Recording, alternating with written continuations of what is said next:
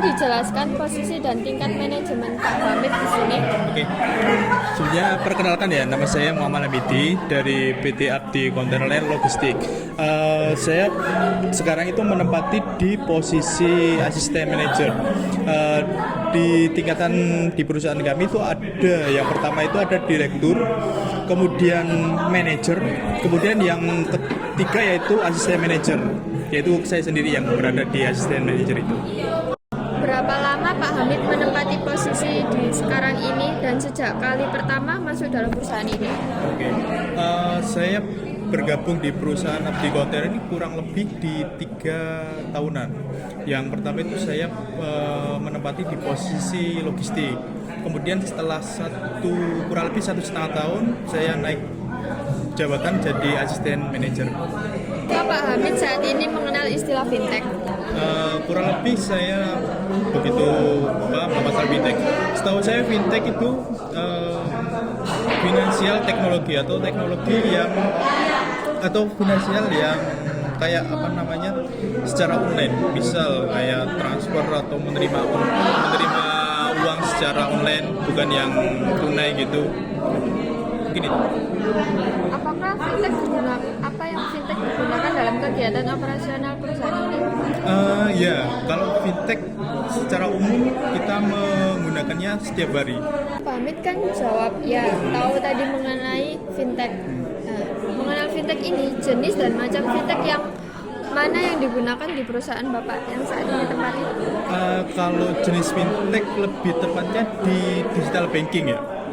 Contohnya kami menerima kayak pembayaran tagihan atau kami membayar tagihan kepada vendor-vendor lain, mungkin itu. Apakah Pak Hamid juga mengetahui manfaat dan risiko penggunaan fintech di perusahaan Bapak? Oh tentu. Kalau manfaat, ada beberapa manfaat dari fintech tersebut ya. Yang pertama itu kemudahan untuk mentransfer uang, kemudian untuk mempercepat transaksi, dan untuk mungkin yang resiko, ada beberapa resiko. Yang pertama itu ada maraknya penipuan. Contohnya kayak ada orang yang mau transfer ke kami tapi bukan transfer beneran, kayak editan atau apa gitu. Kemudian yang kedua yaitu seperti kayak salah transfer atau salah masukin nomor rekening atau kayak nominalnya salah. Nah itu seperti itu resikonya. Itu pernah dialami di perusahaan Bapak? Kami pernah mengalami kayak salah transfer, kemudian ada nominal yang kelebihan gitu. Dan untuk yang kayak gitu ya, kayak misal kesalahan transfer, nah itu proses pengembalian dana itu agak sulit juga.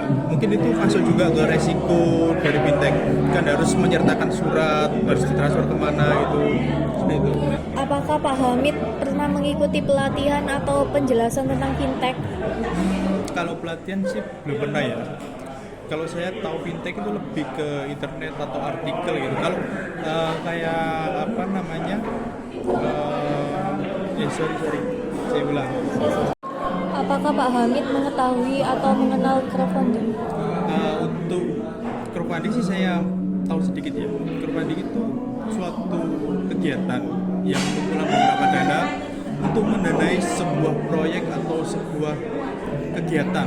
Seperti contoh kayak mau bangun usaha kecil atau seperti itulah.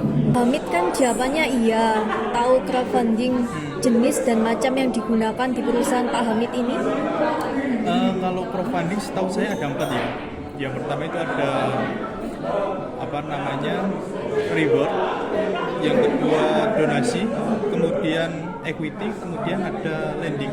Kalau di perusahaan saya itu lebih tepatnya ada di equity, yaitu seperti kayak penanaman modal bagi hasil kayak saham-saham seperti itu.